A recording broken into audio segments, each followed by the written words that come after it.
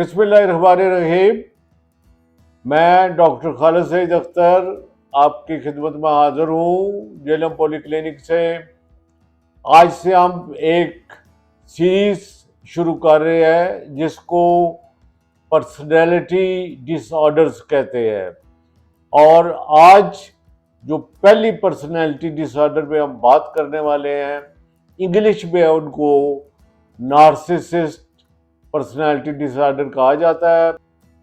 Narcissist का जो मतलब है वो है खुद पसंदी, अपने आप को बहुत बड़ा, अक्लमंद और अजीब समझना और दूसरों को अपने मुकाबले में कमतर समझना।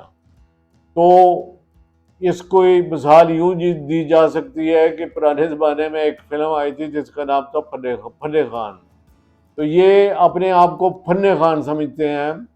ये समझते हैं कि जो हम कह रहे हैं, जो हम सोच रहे हैं, जो हमारी खूबियां हैं, जो हमारे अंदर अल्लाह ताला ने पता नहीं कितनी सारी की सारी जो खूबियां हमारे अंदर डाल दी हैं, और जो बाकी लोग हैं वो हमसे कमतर हैं। तो जब ये सारी बातें इनके जहन में आती हैं तो फिर इनका रवैया बड़ा मुख्तलिफ हो जाता है। ये दूसरे लोगों से मिलने में इनको मुश्किलात होती है, और ये दोस्ती बनाने में अच्छे होते हैं। शुरू में इनकी दोस्ती अच्छी होती है, लेकिन नाकाबिल एतबार होती है। कब टूट जाए, कब आपने उनकी मर्जी के खिलाफ बात कर दी, उन्होंने उठा के हर चीज़ आपकी फेंक दी। तो ये लोग चाहते हैं कि जो हम कह रहे हैं, जो हम सोच रहे हैं, जो हमारा मोड ऑफ एक्शन है वही ठीक है, हमारे अलावा बाकी जो लोग कह रहे हैं, जो बातें कर रहे हैं वो ठीक नहीं है। तो इसलिए कलफ वाला सूट पहनकर और जनाब एक काला चश्मा लगा के ये बड़ी कुर्सी पे बैठते हैं और मस्कीन गरीब लोग जो हैं वो नीचे बैठे हुए होते हैं, और उस वक्त इनकी गर्दन की अंदर जो सरिया होता है, जो अकड़ होती है, वो देखने के काबिल होती है।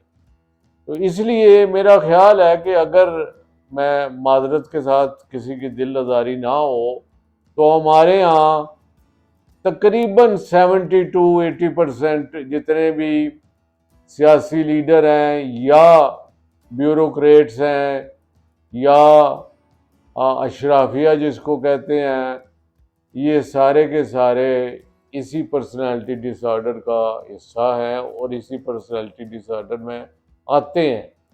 और ये कभी भी दूसरों की दुख तकलीफ का ना इनको अंदाज़ा होता है और ना उसका ये ख्याल करते हैं, और ये जो फैसला कर देते हैं ये समझते हैं कि ये फाइनल फैसला है, किसी की ज़रूरत नहीं है कि इनके फैसले में तब्दीली करवा सके। तो ये चीज़ मेजॉरिटी जो है वो मर्दों में, बहुत कम औरतों में।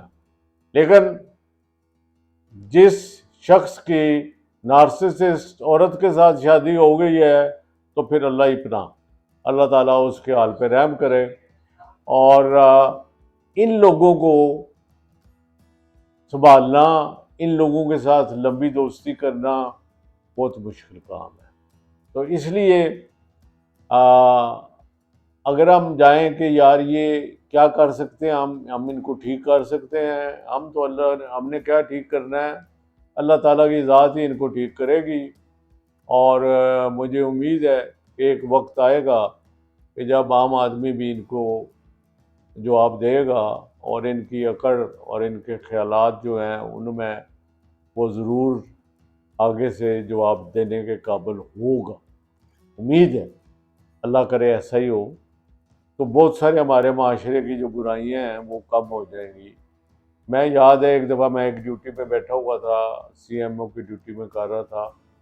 एक कलफ सफ़ेद सूट पहने हुए 10-15 बंदे साथ लिए हुए, तो ये एक आके یہ فیصلہ میری مرضی کے مطابق کرنا ہے۔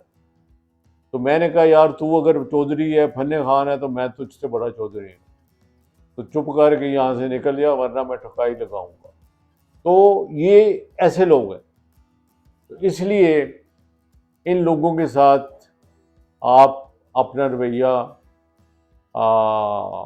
مجبوراً عام آدمی کو تو ایسے ہی رکھنا پڑتا ہے۔ دوسری بات یہ ہے کہ اس کی کوئی اگر ہم وجوہات میں جائیں تو کوئی جینیٹیکلی کچھ ہے کہ کچھ لوگوں کی فیملی میں یہ ہوتا ہے، اکڑ ہوتی ہے، کچھ لوگ حالات کے مطابق جو ان کو ملتے ہیں، ایک آدمی کوئی چھوٹی سی نوکری کے قابل نہیں ہے، اس کو بہت بڑے لیول پہ کوئی مل جاتا ہے، وہ وزیر بن جاتا ہے، ٹانگے میں بیٹھنے والا لینڈ کروزر میں بیٹھ جاتا ہے، لینڈ کروزر میں بیٹھنے والا ہیلی کاپٹر پہ چلا جاتا ہے، تو پھر اس کا دماغ تو خراب ہونا ہے۔ تو اللہ تعالیٰ رحم کرے، ہم پہ رحم کرے، ہماری قوم پہ رحم کرے، اور یہ چیزیں آپ کو ترقی یافتہ اور پڑھی لکھی قوموں میں نہیں ملے۔ تو لہٰذا اللہ تعالیٰ ہمارے قوم پہ بھی رحم کرے، اور ان جو نقلی